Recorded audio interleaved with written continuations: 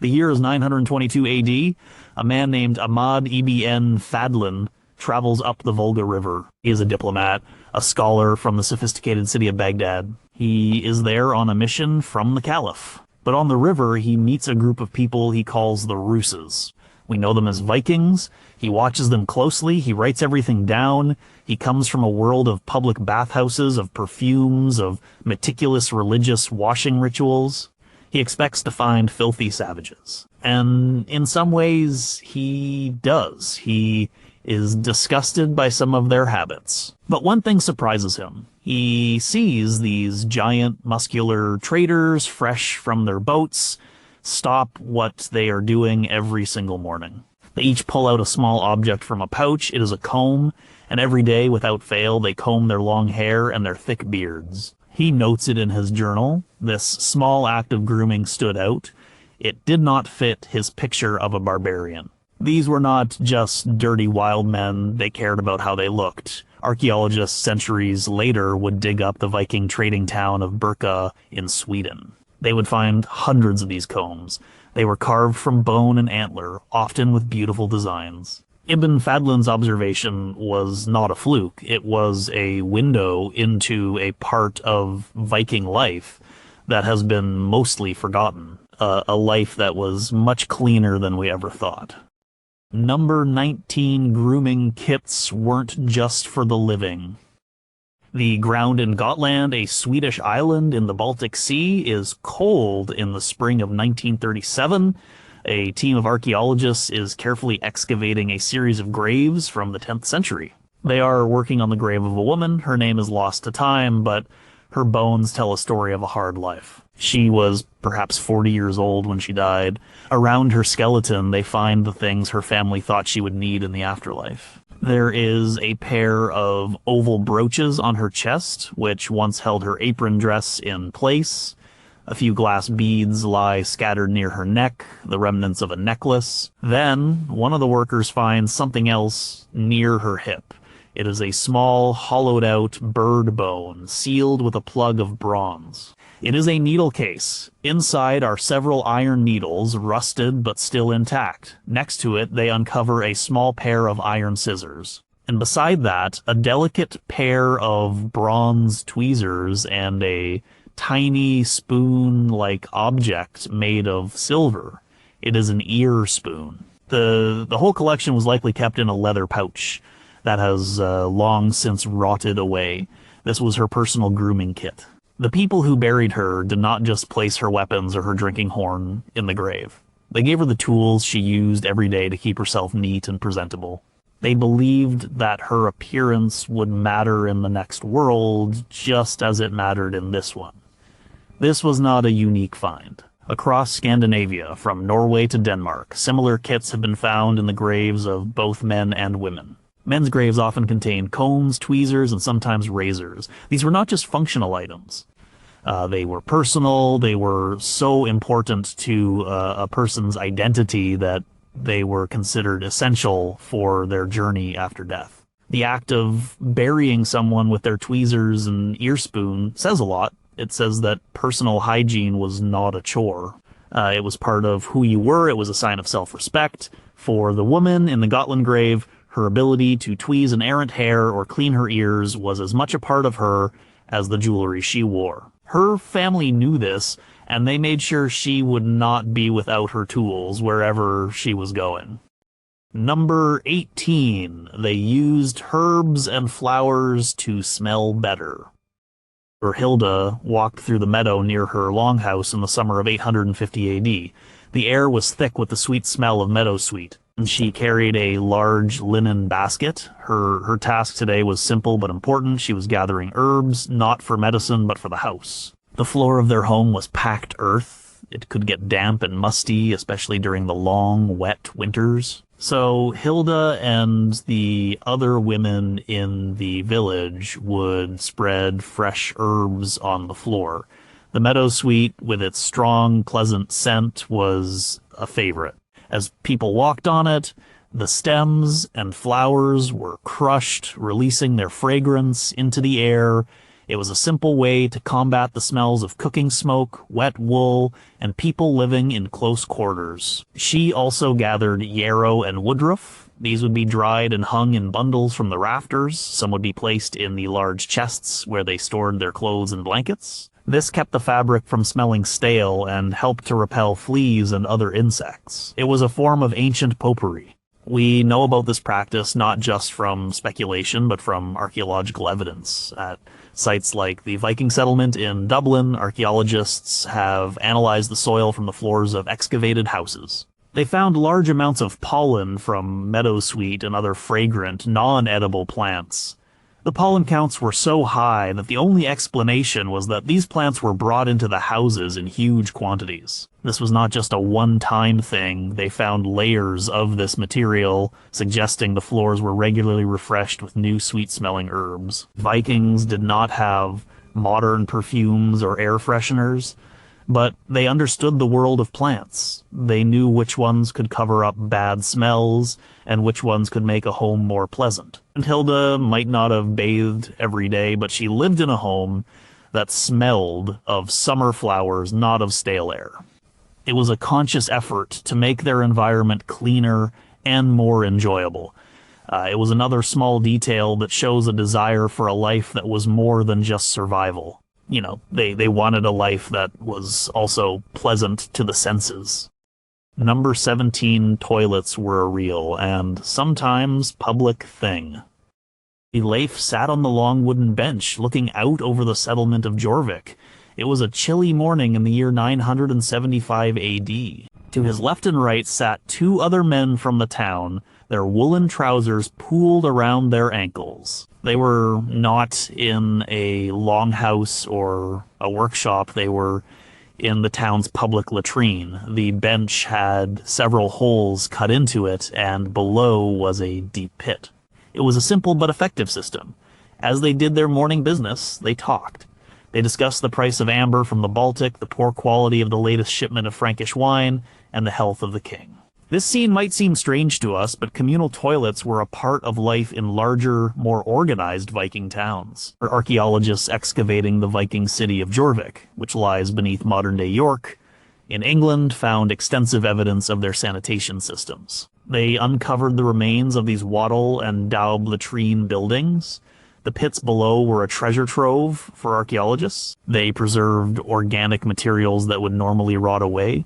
In these pits, they found everything from fruit seeds that told them about the Viking diet to the eggs of intestinal parasites that told them about their health.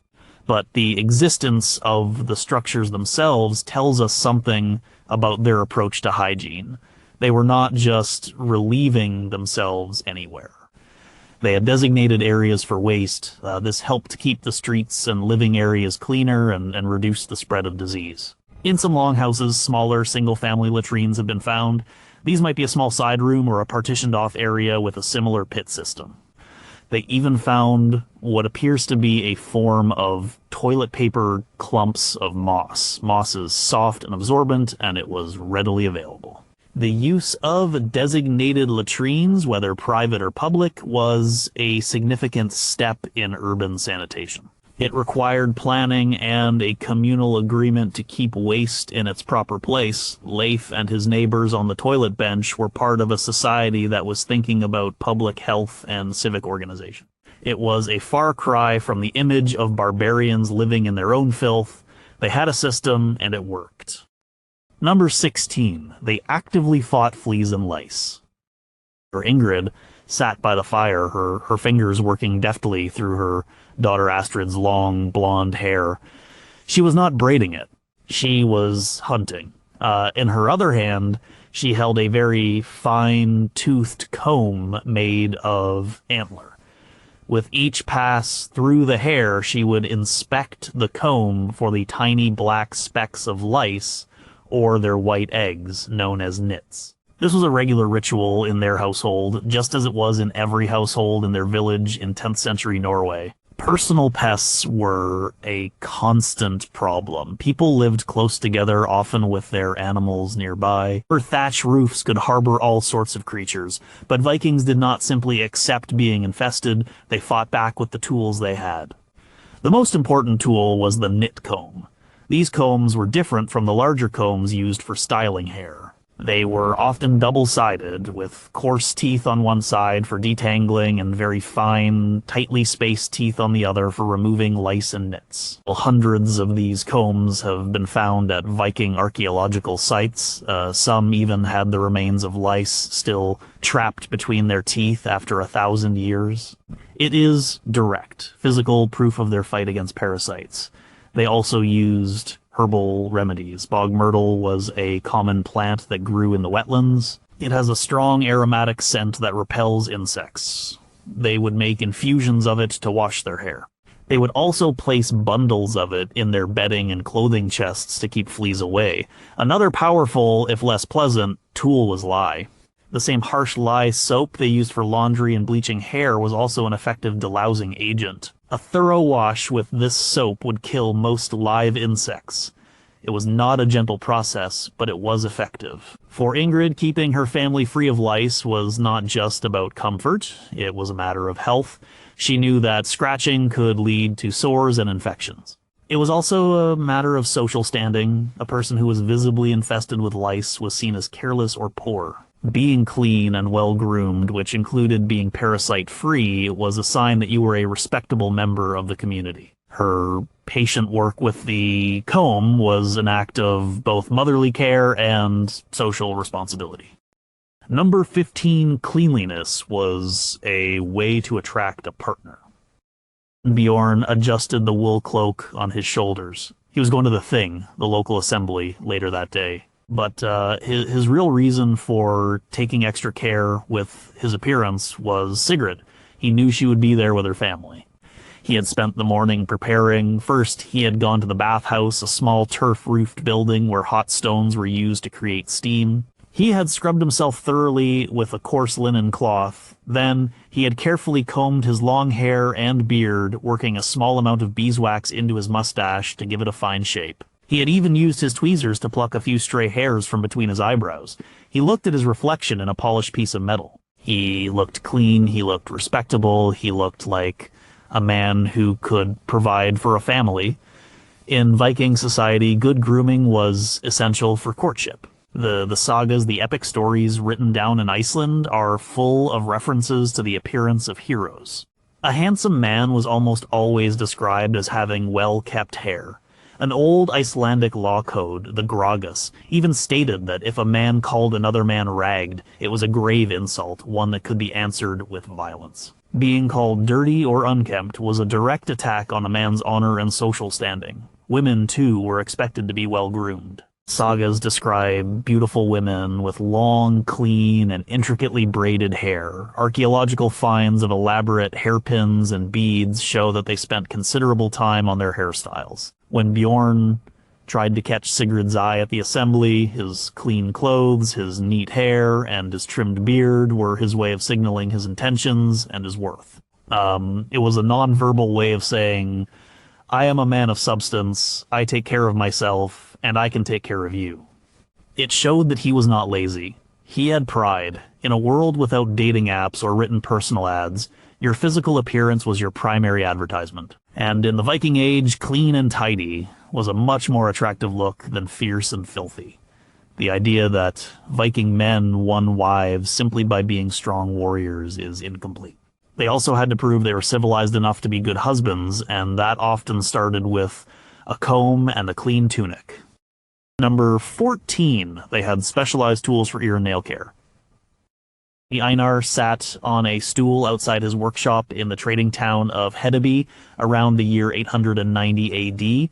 He was a craftsman who worked with bone and antler. Today, he was finishing a small custom order for a wealthy merchant. The merchant had commissioned a new grooming set. Einar had already carved an ornate comb. Now he was working on the smaller, more delicate pieces. He picked up a slender piece of polished deer antler. He carefully carved one end into a tiny, shallow scoop, no bigger than his little fingernail. This was an ear spoon, or auriculine, as some called it. It was used for gently scraping wax from the ear canal. It was a common item found in the possession of many Vikings, both men and women. To us, it might seem like a strange or even dangerous tool, but for them it was a normal part of personal hygiene. Next, he took another sliver of bone, he flattened one end and filed it into a gentle curve. He then scored the surface with a knife, creating a rough texture. This was a nail cleaner and file. It was used to clean under the fingernails and to smooth any rough edges. In a life of manual labor, farming, fighting, and crafting, hands got dirty and nails got broken. Keeping them clean and neat was not just for appearance. It helped prevent dirt from getting trapped, which could lead to infections. These tools were often part of a set, you know, hanging from a ring that could be attached to a belt or a brooch. A typical set might include an ear spoon, tweezers, and a nail cleaner. They were the Viking equivalent of a Swiss Army knife for personal grooming. They were small, portable, and always within reach. The existence of these highly specific tools tells us a lot. It shows a level of attention to detail in their hygiene routines. They were not just splashing water on their faces. You know, they were thinking about like the small specific parts of the body. They designed and created tools for tasks like cleaning ears and nails. Einar, the craftsman, was not making weapons of war. He was making tools that helped people feel clean and civilized in their daily lives. The merchant who ordered the set was not just buying tools, he was buying status. He was showing others that he was a man who cared about every aspect of his personal presentation. Number 13 soap was a harsh but effective homemade cleanser. Ragna stood over the large iron cauldron that simmered on the outdoor fire. The year was around 900 AD on her family's farmstead in Denmark. The air smelled of wood smoke and rendering fat. She was making soap. The process was long and it was not pleasant, but it was necessary. The last block of soap in the longhouse was worn down to a thin, greasy sliver. To make her soap, she needed two things, fat and lye. The fat was the easy part. After the autumn slaughter, there was always plenty of tallow, the hard fat from sheep and cattle left over. She had spent the previous day rendering it, melting it down slowly to purify it. The result was a pot full of clean liquid fat. The lye was more work. For weeks, the family had been saving the white ashes from the hardwood fires in the hearth. Ragna had packed these ashes into a bottomless wooden barrel set on a stone slab with a groove carved into it. She poured water over the ashes, and it slowly trickled through, dripping out the bottom. This liquid was lye. It was a powerful caustic chemical. She knew to be careful. A splash on the skin would cause a nasty burn. She tested its strength by floating a fresh chicken egg in it. If the egg floated with an area the size of a coin showing above the surface, the lye was ready. Now came the final, crucial step. She carefully ladled the hot liquid fat into the simmering lye. She had to stir it constantly with a long wooden paddle. For hours, she stood by the fire, stirring and stirring. If she stopped, the mixture would not combine properly. Slowly, the greasy liquid began to thicken. It turned from a watery mess into a thick, porridge-like substance. This was the magic of it, the transformation her mother had taught her. When it was thick enough that the paddle left a trail, it was done. She and her husband carefully poured the hot, thick soap into shallow wooden trays. They would leave it to cool and harden for several weeks. The final product was not a pretty scented bar. It was a block of a brownish, waxy material. It smelled faintly of fat and ash. But this harsh homemade soap was incredibly useful. It could cut through the grease on their cooking pots. It could wash the dirt and lanolin from woolen clothes, and it could be used on skin and hair. It was not gentle. It would leave the skin feeling tight and dry, but it got you clean. Truly clean. Archaeologists do not find bars of Viking soap because soap biodegrades over 1,000 years. But they find the knowledge in historical texts, and they know the Vikings had all the ingredients in abundance, animal fat and wood ash. This simple, effective cleanser was a cornerstone of their hygiene. It was technology born from necessity, a way to fight dirt and grease in a world that was full of both. Number 12 Saturday was literally bath day. Olaf sighed as he carried another heavy bucket of water from the stream. It was Saturday. In his village in 10th century Iceland, Saturday had a special meaning. It was Lagardiger. The word literally meant washing day or bath day. The tradition was deeply ingrained in their weekly rhythm. Later, when he was clean, he would put on his best tunic and go to the evening meal feeling like a new man. But first came the work.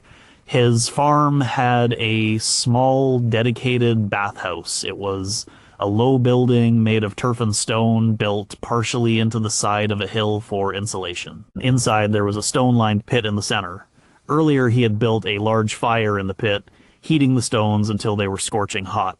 Now, the fire was out, and the real work began. He and his sons poured the cold water from the buckets over the hot stones. A thick cloud of steam instantly filled the small, dark room, hissing and crackling. It was a sauna. Once the bathhouse was full of steam, the whole family would gather inside.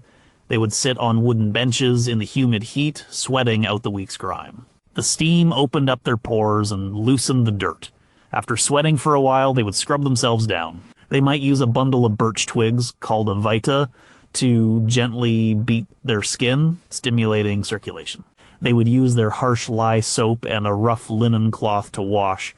Finally, they would rinse off with buckets of clean, cool water.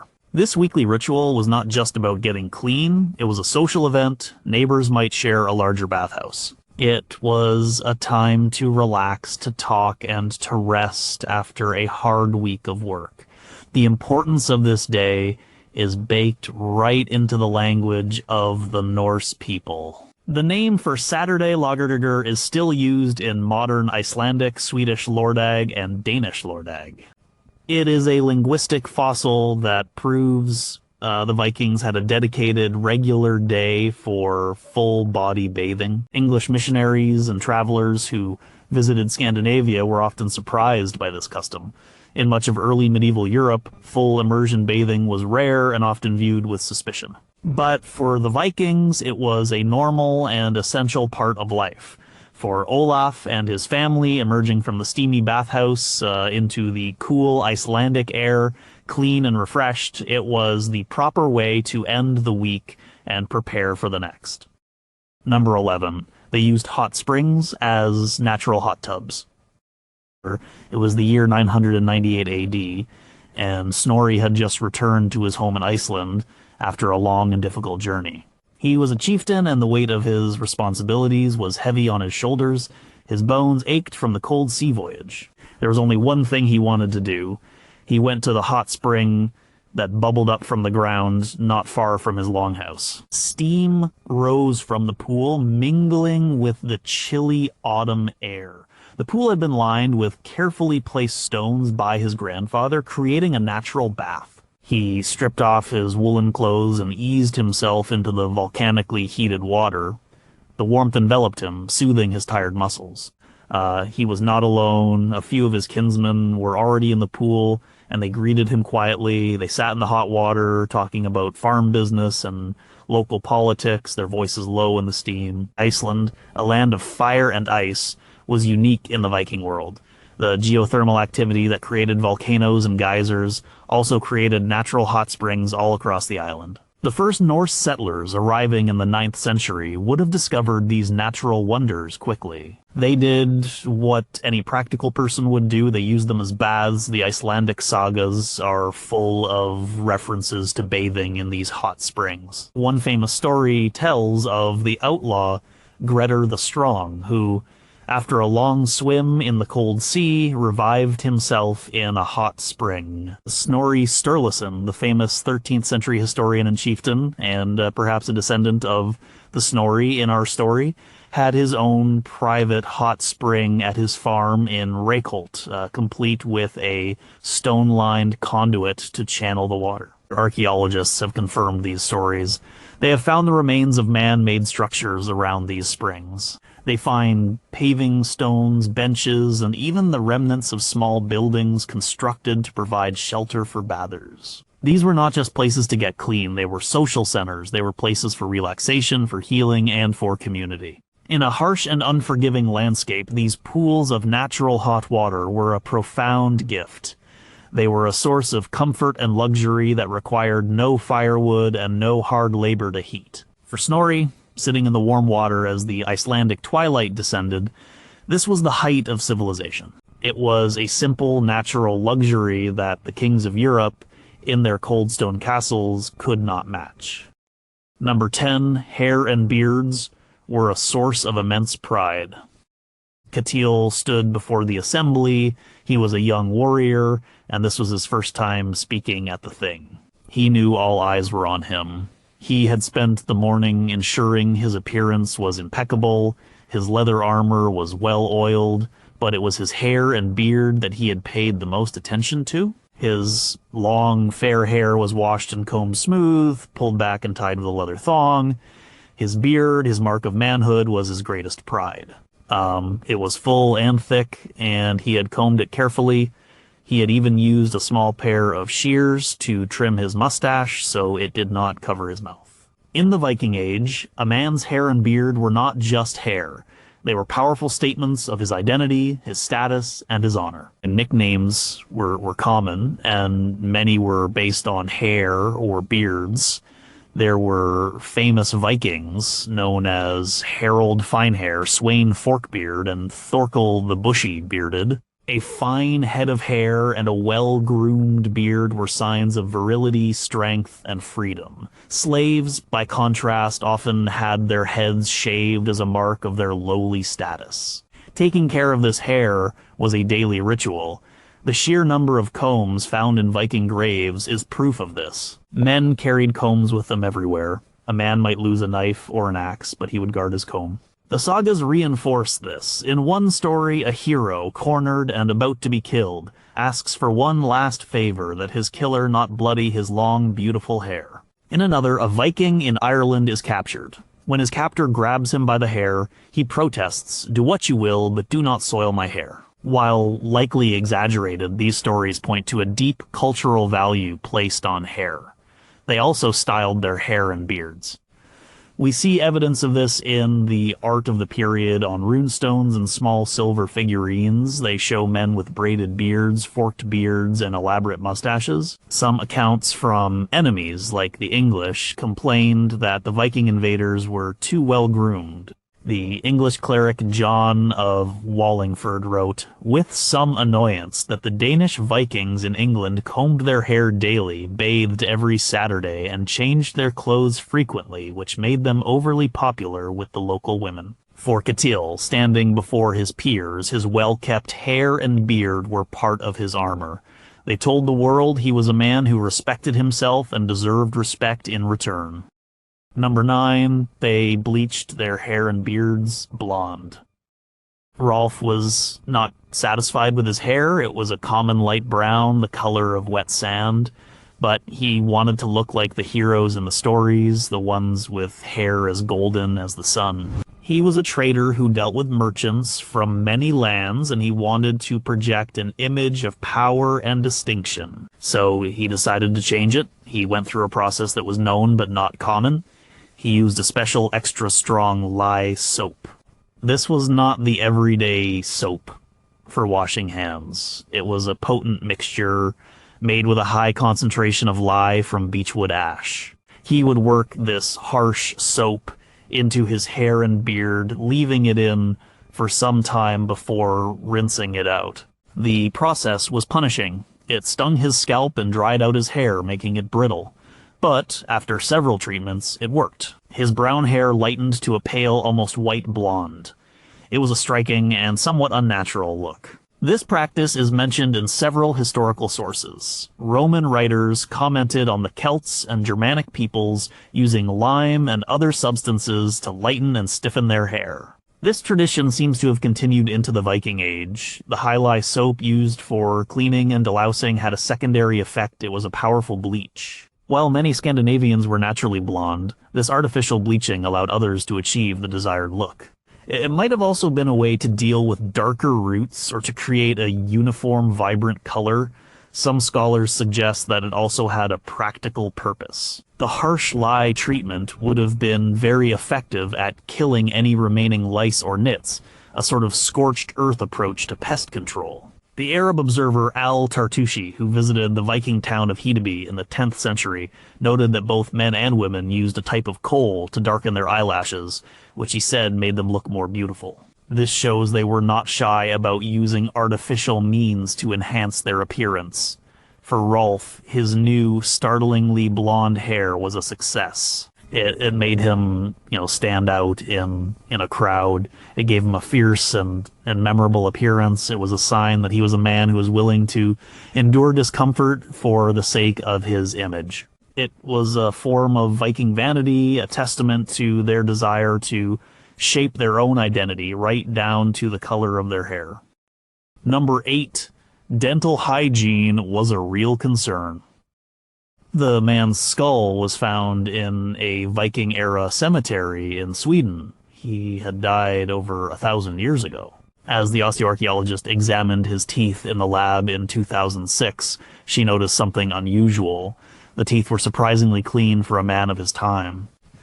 There was very little plaque buildup. Even more interesting, she saw tiny scratches on the surface of the teeth, particularly near the gums. It looked as though he had regularly used a tool to clean them. Vikings did not have toothbrushes or toothpaste, but they did seem to understand the importance of cleaning their teeth.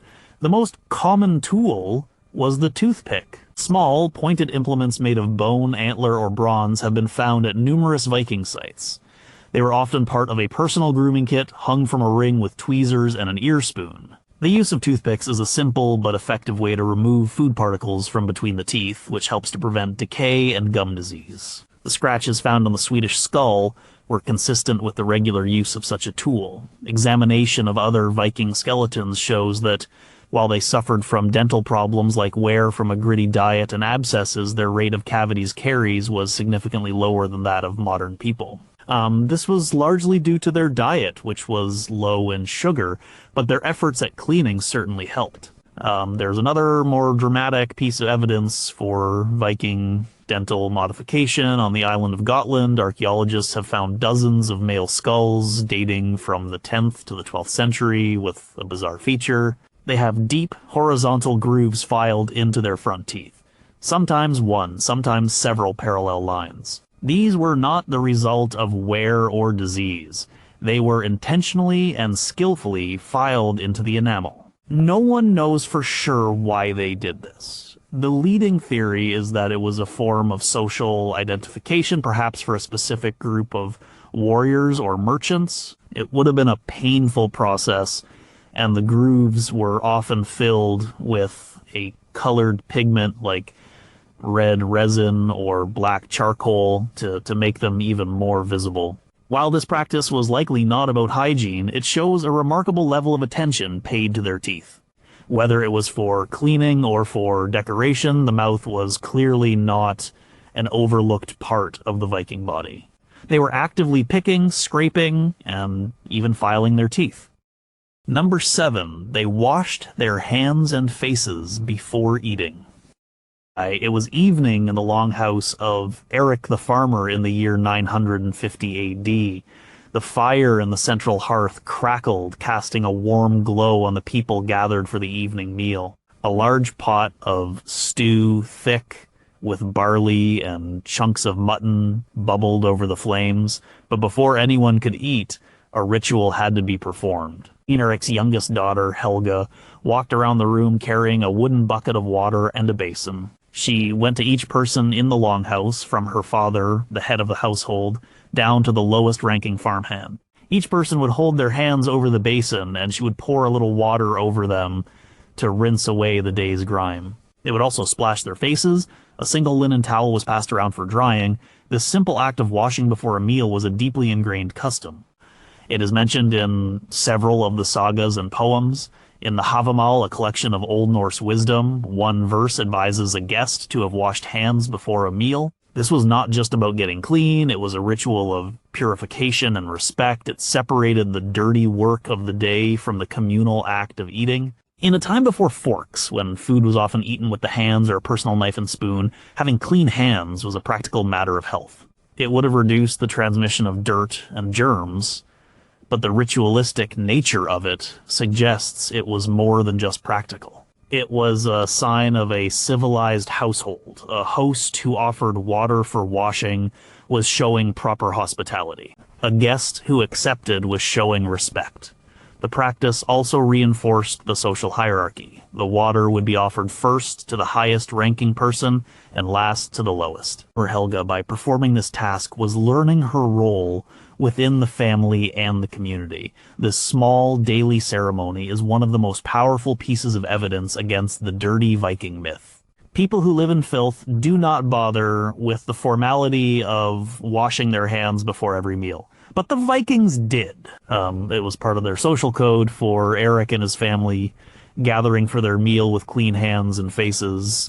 It was a moment of order and civilization in a world that was often chaotic and dangerous. Number 6, laundry was a difficult and smelly job. Solveig knelt by the cold stream, her knuckles red and raw. It was laundry day on her Norwegian farmstead in the 11th century. A huge pile of dirty wool and linen tunics, trousers, and dresses lay beside her. Getting these clothes clean was one of the most difficult chores she faced. It was a multi-day process that involved some surprisingly foul ingredients. The first challenge was the water. The cold water alone would not get the greasy, sweaty clothes clean, so the water had to be heated. This meant hauling pot after pot of water from the stream to the longhouse, heating it over the fire, and then hauling it back out to a large wooden washing tub. Next came the detergent. They did not have soap to spare for large loads of laundry. Soap was too valuable and time-consuming to make. Instead, they used lye, which they made from wood ash. They would soak the clothes in a warm lye solution, which was a powerful cleaning agent. It helped to break down grease and dirt. The clothes were then beaten against a smooth, flat rock with a wooden paddle or club. This was called a beetle, and it physically forced the dirt out of the fibers. The process was repeated over and over: soak, beat, rinse. But for the toughest stains and for whitening linen, they used an even more potent substance, urine. For weeks, the family would collect their urine in a special barrel kept outside the longhouse. It was left to ferment. As urine ferments, the urea in it breaks down into ammonia. Ammonia is a fantastic cleaning and bleaching agent. This fermented urine, known in Old Norse as sor, was a prized laundry chemical. Solveig would soak her white linen garments in it. The smell was overpowering, but the results were undeniable. It made the linen brighter and whiter than anything else could. After the ammonia treatment, the clothes had to be rinsed thoroughly in the running water of the stream to get rid of the smell. Finally, the clean, wet clothes were laid out on bushes or spread on a grassy bank to dry in the sun and wind. This was hard, physical labor. It took a huge amount of time and energy. The fact that they went to such great lengths using caustic lye and foul-smelling urine shows how much they valued having clean clothes. It was not easy, but they did it. For Solveig, seeing her family's clothes, clean and white, drying in the sun, was a source of deep satisfaction. It was a visible sign of a well-run household. Number 5, their clothes were cleaner than their English neighbors. The year's 1002 AD. A young Anglo-Saxon man named Aethelred lives in a village in the Danelaw, the part of England under Viking rule. He watches the Danish men in his village with a mixture of resentment and grudging admiration. He resents their presence as conquerors.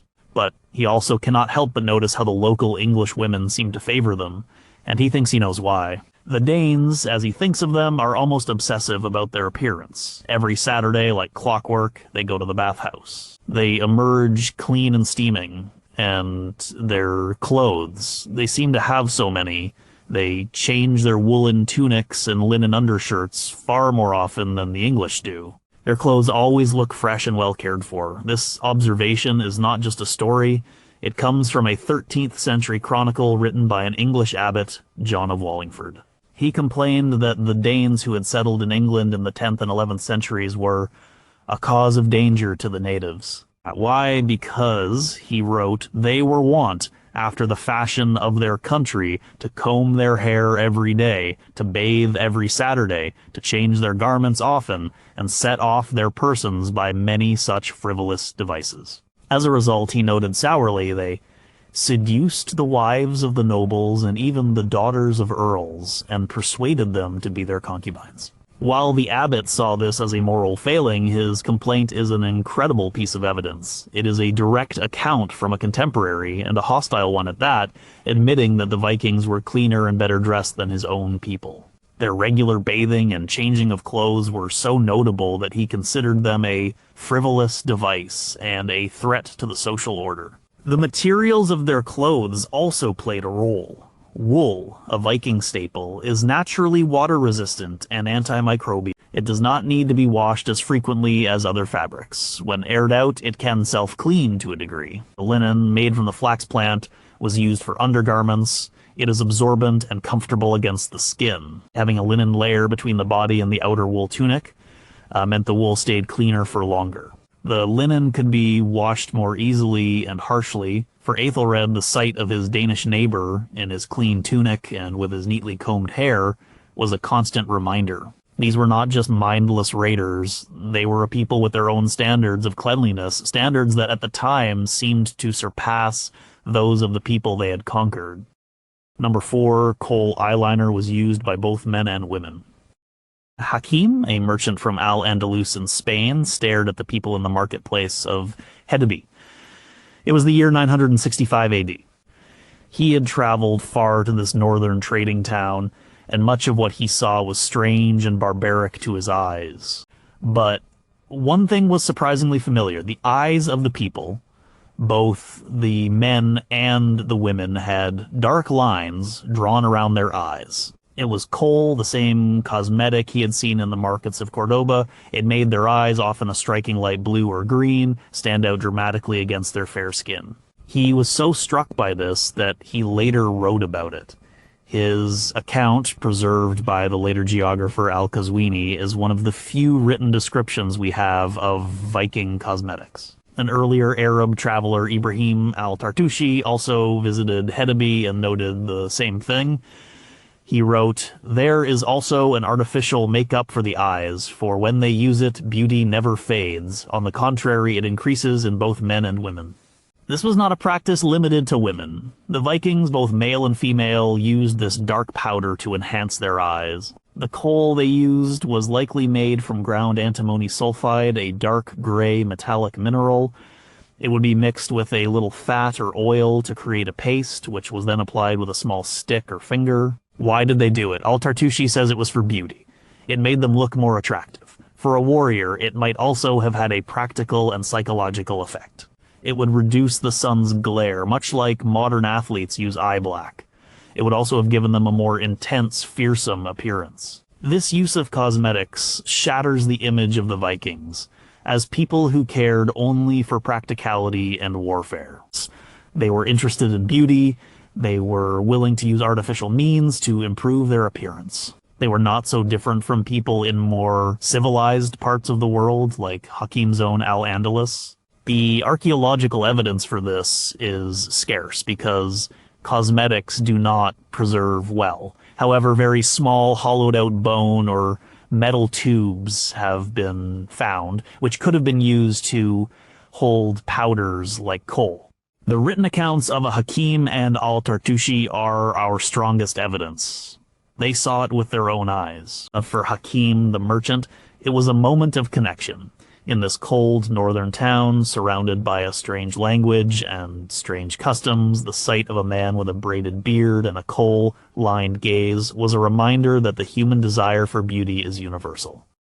Number 3, razors were a part of a man's grooming kit. Sven looked at his reflection in a small, polished bronze disc. It was the year 870 AD in the newly established Viking settlement of Jorvik.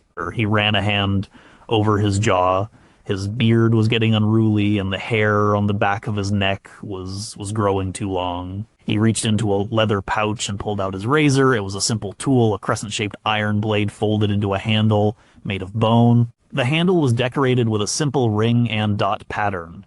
He had traded a fine walrus tusk for it last year. He carefully unfolded the blade.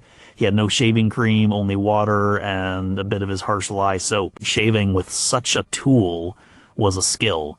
It required a steady hand and a sharp blade. A slip could mean a nasty cut. He would not shave his entire beard. A full beard was a sign of a free man. But he would use the razor to clean up his cheeks and his neck, giving his beard a sharper, more defined shape. He might even shave parts of his head, perhaps the back, creating a hairstyle that was both practical for wearing a helmet and stylish. We know Vikings used razors because we have found them. Archaeologists have unearthed these folding razors, sometimes called Viking razors, in graves and settlement sites across the Viking world. They were personal items often found as part of a man's grooming kit alongside combs and tweezers. The designs varied. Some were simple and functional, like Sven's. Others were more ornate, with decorated handles suggesting they were prized possessions. The art of the period also provides clues. The Oseberg tapestry, a famous textile found in a Norwegian ship burial, depicts men who appear to be clean-shaven or who have neatly trimmed mustaches and goatees, but not full beards. This suggests that styles varied by region, time period, and personal preference. Not everyone had a full, flowing beard. Shaving was an option. For Sven, his razor was as important a tool as his knife.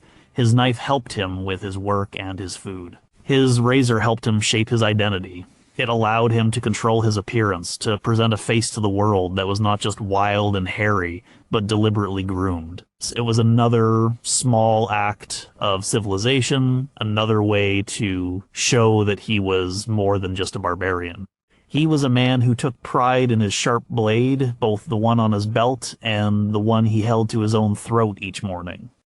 Number 2, they understood the importance of clean water sources.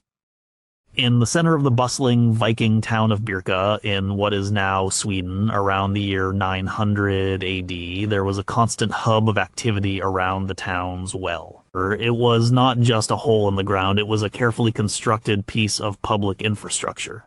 It was lined with timber to prevent its collapse, and a wooden structure was likely built over it to help with drawing water. A woman named Thyra came to the well several times a day. She lowered a wooden bucket on a rope into the cool, dark shaft and hauled up clean water for drinking, cooking, and washing. The people of Birka knew that the water from the nearby lake, Malaren, was not always suitable for drinking. The area around the shore was used for all sorts of activities. Boats were moored there, animals were watered, and waste was often discarded. Drinking that water could make you sick. The well provided access to groundwater, which was filtered by the earth and was much cleaner and safer to drink. Archaeologists excavating Viking settlements have paid close attention to their water management. At Hedeby, they found numerous timber-lined wells. At Jorvik, the remains of wells were found in the backyards of individual properties, suggesting many households had their own private source of fresh water. This was a significant investment of labor and resources. Digging and lining a deep well was not easy. It showed that they understood the difference between clean and contaminated water, and they were willing to work hard to secure a safe supply. They also used natural springs and fast-flowing streams as water sources whenever possible. In the Icelandic sagas, a good farm is often described as having a reliable source of fresh water nearby. When a Viking ship put ashore after a long sea journey, one of the first tasks was to find a source of fresh water to refill their barrels. They did not have a scientific understanding of bacteria or waterborne diseases, but they had generations of empirical knowledge. They knew through experience that people who drank from a clean, clear spring or a deep well stayed healthier than people who drank from a stagnant pond or a dirty river. For Thyra at the well in Birka, this was just a part of her daily life. but her simple act of drawing clean water was part of a larger system of public health that allowed towns like Burka to grow and thrive. It was a fundamental aspect of hygiene that is easy to overlook, but it was the foundation upon which all their other cleaning habits were built. Number 1, the first foreign account. We have praises their grooming. Ahmad ibn Fadlan adjusted his robes against the damp chill coming off the Volga River. The year was 922 AD. He was a long way from the warm, sun-baked streets of Baghdad. As a representative of the Abbasid Caliph, he was an educated and refined man, a product of one of the world's most advanced civilizations. And he was utterly fascinated by the tall, fair-skinned traders he called the Ruses. He found many of their customs to be shocking and crude. He was horrified that they did not wash their hands after eating from a communal bowl, and that they shared a single basin of water for their morning ablutions, each man blowing his nose and spitting into the same water before passing it to the next. From his perspective, it was disgusting. It would have been easy for him to dismiss them as nothing more than filthy barbarians. But he was an observant and honest chronicler, and he noted something that directly contradicted that image. He wrote in his report, "They are the most perfect physical specimens, tall as date palms, blonde and ruddy." And then he added the crucial detail about their grooming. Every day, he wrote, they must comb their hair. This small observation from the very first detailed eyewitness account we have of these people is perhaps the most powerful evidence against the myth of the dirty Viking. Here was a man from a culture that placed a supreme value on cleanliness, a man who was openly disgusted by many of their habits. And yet, even he could not help but notice and record their daily meticulous attention to their hair. He saw that they carried combs as essential personal items. He saw that grooming was a non-negotiable part of their morning routine. This was not a special occasion, it was a daily discipline. Ibn Fadlan's account gives us a priceless, unfiltered view. It shows us that Viking hygiene was a complex issue. They could have habits that a foreign observer found revolting, while simultaneously practicing a level of personal grooming that the same observer found remarkable. The daily combing, combined with the archaeological trove of finely crafted combs from sites like Birka and Hedeby, proves that the image they presented to the world was important to them. Long before the sagas were written, long before archaeologists began digging, a diplomat on a Russian river saw the truth. The Russ's Vikings were not simple savages, they were a people of contrasts, and one of those contrasts was a surprising and undeniable dedication to looking good.